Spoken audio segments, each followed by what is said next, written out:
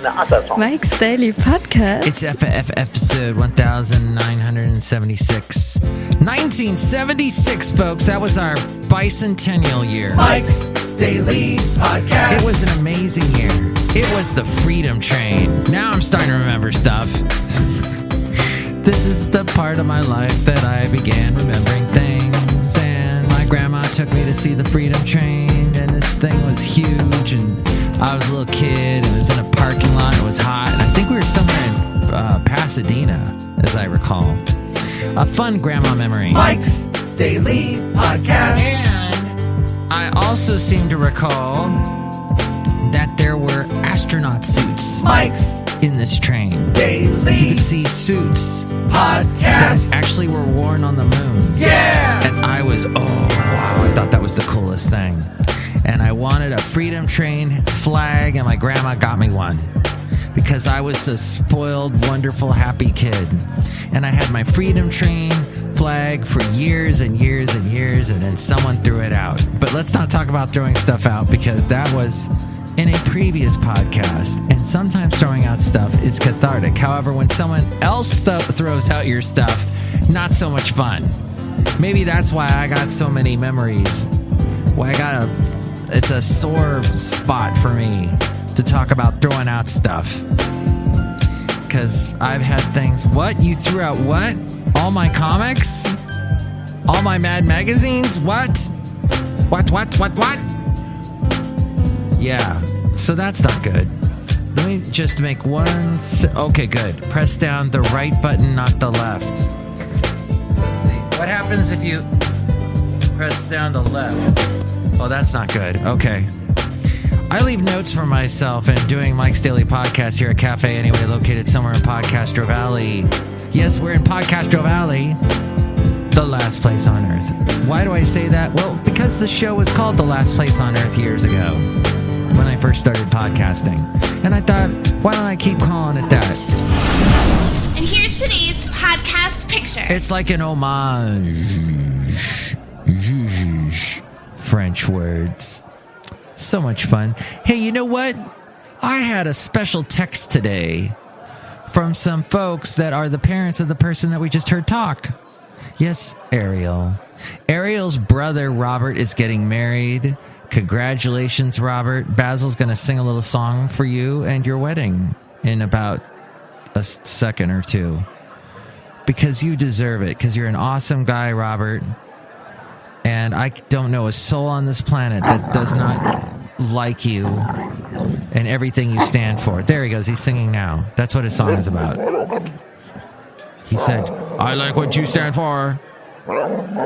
Makes me happy because I'm Basil. Basil the boxer.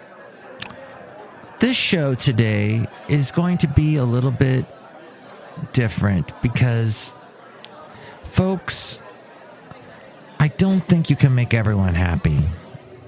And as Reba McEntire once said, yes, I'm going to quote Reba McEntire, who's quoting someone else, but she goes, I don't know how to make everyone happy, but I know the recipe of making everyone unhappy is trying to make everyone happy. Because you just can't do it, y'all. I think she said something to that effect. And it's true, because people of all sorts of sizes and shapes have all kinds of things that upset them and complain. They complain about this and that. Deep down inside, I love people. I'm a lover, not a hater. I don't go into my life hating people. I think that's the wrong stance. You got to have a good stance. You got to girt your loins, and you got to hit life head on. And you got to realize you're surrounded in a pool of humanity. Later that day. Oh, holy moly guacamole. Do you know I've been talking for about 10 minutes and I didn't even record any of it? Don't worry, though. You didn't miss anything. I was just talking about the new Doctor Who and how there's apparently an incarnation of the Doctor, a regeneration of the Doctor where she was African-American. Or no, wait. African-Britain? She was black woman, and you can tell me how to properly say that, but she actually is the first black woman in the history. I think we got it, of the Doctor Who series. And I don't know, maybe she is African American, but anywho, she is the first. So I don't know how it got put into the show or what on Doctor Who. And then I went into a long discussion about the Doctor's nemesis, known as the Master, and that's played by a new actor.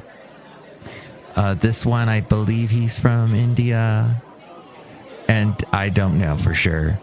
Doctor Who is a show that when I talk about him or her, it is a very dicey situation, because I don't know if you've watched that show. It's a BBC thing, and a lot of Americans don't care about BBC stuff, so I'll drop it right there. Drop it like it's hot. Anyway, Cafe Anyway, where we are. I was also discussing how it's very interesting how this show on British TV, it was off the air for a long time, and the fans missed it so much they started making radio dramas of it. You know, with the sound effects. You know, like these people behind me here at Cafe Anyway. Yeah, they did that kind of thing that you could just listen to. Audio plays, basically. And they've been doing that for years. And in fact, a couple of the actors from that went on to be on the actual show Doctor Who when it got rebooted in 2005. I find that fascinating. We don't do that in America. We don't. Although podcasts are getting more and more like that. I have been doing my podcast with sound effects now for over 10 years. So, hey, everybody, you're all Johnny-come-latelys. I'm way ahead of you. I'm way ahead of the pack, although I don't even have a tenth of your listeners. But that's okay. No one ever discovers me, which leads us back to the wonderful people that do discover me from time to time and listen to my show, and I thank them always, because their daughter is on the show, and she says here's today's podcast picture thing. As we go outside a cafe anyway, we're bringing Mike's Daily Podcast somewhere in Podcastro Valley. And she also does the wrap-up at the end. They're going to see their son get married. Robert's been on the show. You can listen to the interview. It's in the interview section. Just look under the section for R, because his first name is Robert, and he's getting married. Congratulations. And thank you to Bob and Georgia for listening to the show. And thank you for your wonderful kids, and thank you for your kind words. It's nice to know someone's listening. And you can tell me if you're listening at 336MM Daily. That's 3 plus 3 equals 6. MM is in Mike Matthews Daily, as in what this podcast has been. No, we'll try to be. We missed yesterday. I was still so sick from the weekend, and then just tired, and then people acting like children at work, and I got to oversee them. Come on, you're an adult. You're over frickin' 50 years old. Act like an adult. Jeez. How freaking difficult is it? That's what I was saying about life. You know, when you walk into the primordial soup of people, the people primordial soup that we walk into every day, you have to gird your loins, you have to have a good stance, and you have to just go for it and realize you're going to meet some neat people. There are super uber positive people that may annoy you, but those people, they look at life like, hey, I might meet someone really cool today. I'm going to leave myself open for that. Versus the people like Adam from the wonderful show Northern Exposure, which I've been watching with my lovely lady friend lately. Versus him who says, I hate people, and he walked around all mad and disgruntled, like the Disgruntled Fiddle Player, who we'll probably see in a short minute or two. But yes, that's the thing, is you got to embrace the fact that you're going to run into people all the time. And instead of thinking of the negative side, like the stupid kids that I had to deal with work at the other day, dealing with that. But there are times when they are good, and they are adults, when they are acting like responsible human beings, and that's good. And then you run into other people. I think people always bring you something. They bring something interesting to the table, and you learn so much from people. That's all I'm saying. And try not to be negative about that. The podcast picture today is of the beautiful sunset I took 2 years ago. I haven't been to this place lately, but it's the Peninsula Park in San Leandro. I love that spot. And hopefully I'll get to go there again soon. But that's a neat little sunset that I caught 2 years ago. It's a time of year again. There's a chill in the air. The bed is your refuge. Oh, gosh, it would have been my refuge today. It was rainy and cold, and I would have loved to stay in bed. Suddenly, outdoors don't seem inviting anymore. Even if one is not felled by the flu, the weather lends itself to a slowing down of our body's rhythm. Lethargy creeps in as temperatures plummet and the sun's rays become weak. So, why don't we try some herbs? Not herb, but herbs, plural. For example, garlic. These are home remedies. Herbal remedies, if you will. And I pulled this from the What's Happening Tri-City Voice, and I found it fascinating because garlic has shown promise as a good preventative against seasonal cold or flu. It can shorten a bout of illness. Fresh garlic is more potent than cooked garlic. Studies have proven that raw garlic has antiviral and antibacterial properties because of allicin. Allicin. You know this world is hurting you. In it. Lemon. Like all other citrus fruits, lemon is a good source of vitamin C. Adding fresh lemon juice to hot tea with honey can reduce phlegm that accumulates in the respiratory system when you are ill. Even the rind without the bitter white pitch of lemons or lemon zest. Did I say pitch? I meant pith. It's so dark out here. Why be pithy about these things? Or lemon zest is a powerful remedy. And then honey is a good one as well. However, it is advisable not to give honey to infants younger than 12 months old. Ginger. Yes, she was on the Gilligan's Island. And I am actually ginger averse. I'm sorry. If you're a redhead, that's awesome. I'm sure you're very beautiful. But to me, I have to steer clear of gingers. I had a bad experience years ago. It's just a thing. Sorry. But your hair is nice and red, thank you, and it's beautiful. You don't have to be sick to include this warm and spicy thing in a hot broth or a honey sweetened lemon tea. In fact, my lovely lady friend did that the other day when I was sick. Ginger relieves congestion, and it is also good it's also good for nausea. That's right, for nausea. Thank you. And for bad eyesight like I have. No, maybe not for that. It is warming and generates a sense of heat within the body when consumed. Ginger freezes well and can also be had dried or powdered. Then there's turmeric, cinnamon, yay, it's let's see, good for cookies. I always buy this stuff. Cinnamon with a touch of honey has been used to soothe coughs and reduce phlegm and sore throats for centuries. It is the bark of a tropical tree, but it can now be found everywhere.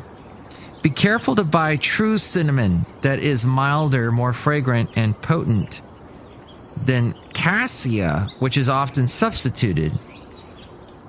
Okay. Then licorice. Licorice? Really? The chewy stuff? Huh? Okay. Well, it's, that's what it says here. It doesn't even say... we're talking about the plant, right? It is the remedy for sore throats and challenged respiratory systems during wintertime. There's also elderberry, loquat, and eucalyptus. There you go. Thank you for that wonderful article. I still don't get the licorice thing, though. Thank you for confusing the crap out of me. And kids, I did say crap. But don't say that word to your parents. They'll get a little angry. Listen, we're outside a cafe anyway, and I've totally ignored these people. Hi, Mac. It's Benita the Rodeo Queen. How y'all doing? And to Disgruntled Fiddle Player, tell you what. What? I don't even know what you're talking about when you say words like Doctor Who and licorice. Yeah, look who else is here. Hello, Mac. I make the delicious root beer. Have some right now. Oh, boy, I'll cut you with my licorice. You'll cut me with the licorice. Okay, I don't think that makes a licorice of sense. You know, speaking of fiddle players, Jason Isbell, he's got like 2 different bands. One of them was the Drive-By Truckers. And may I say, he always has a good fiddle player playing on his songs, and his lyrics are always intriguing to me. I was listening to a song called Codeine last night on Spotify, which you can listen to this podcast now on Spotify. And I got the thing fixed on iTunes, so now it's got the most recent episodes. Which, of course, thank you for listening to this one. And next show, it'll be the wonderful Madame Rootabega, Valentino, and Bison Bentley. All nice people, good people, don't hate people, like people. That's my stance on that matter. Okay, and you know what? When someone makes a schedule and you work somewhere and you give a lame excuse for why you can't be on the schedule, just realize that's going to come back to bite you on the butt someday. Really bad. Just letting you know, a little bit of karma is going to swing around the planet and get you. So just take note of that. Okay, take it away, Ariel. And once again, happy wedding. Best greetings and salutations and wishes to Robert and his new wife. Yay, congratulations. Woohoo! May it be a long, happy marriage. Mike's Daily Podcast is written and produced and performed by Mike Matthews. His podcast is super easy to find. Download or listen to his show and read his blog at MikesDailyPodcast.com. Email Mike now at MikesDailyPodcast@gmail.com. See you tomorrow. Bye!